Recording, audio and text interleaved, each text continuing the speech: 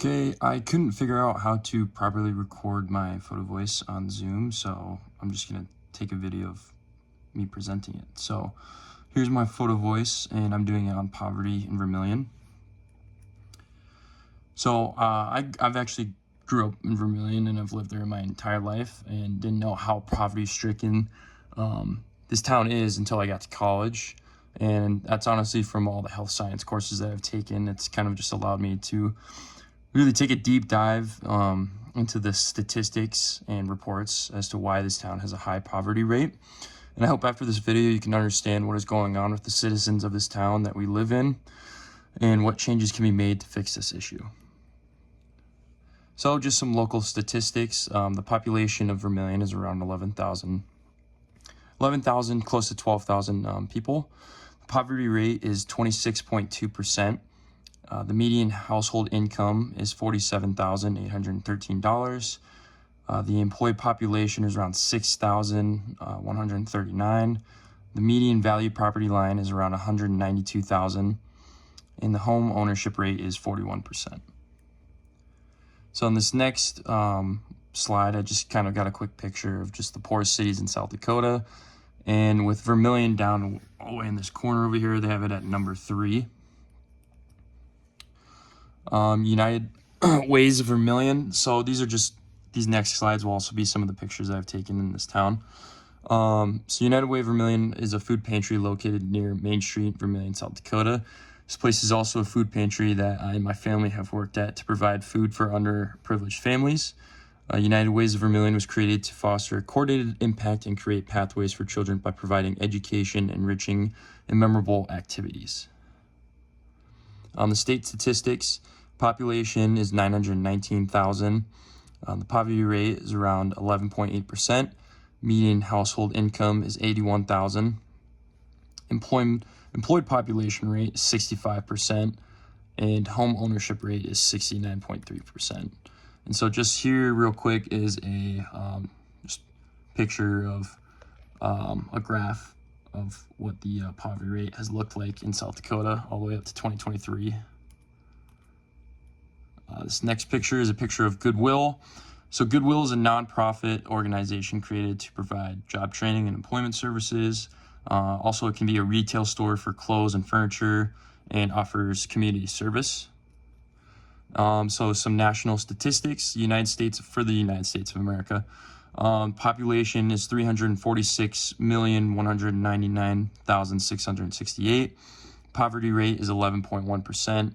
Median household income is 80,000, and the employed population rate is 60%, and the home ownership rate is 65.9%. So the U.S. poverty levels, this is just another graph or picture that I've gotten of the poverty rate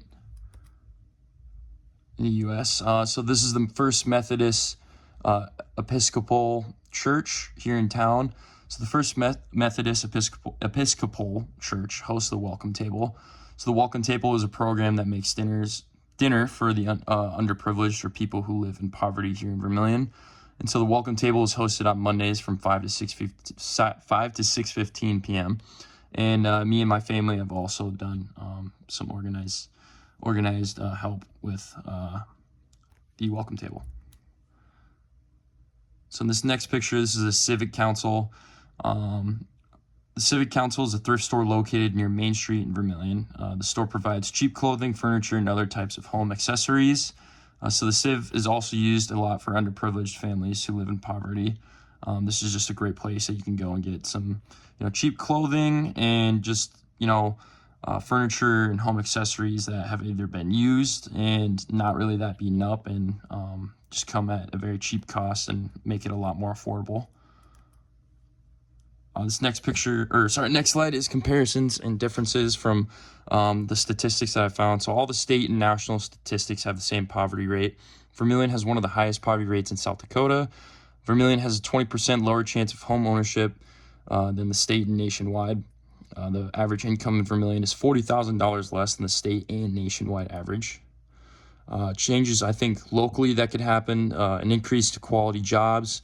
So this can be create a job fair that is commercialized throughout the community, improve educational opportunities, create partnerships with USD to help with tutoring for kids and advertise more in community engagement.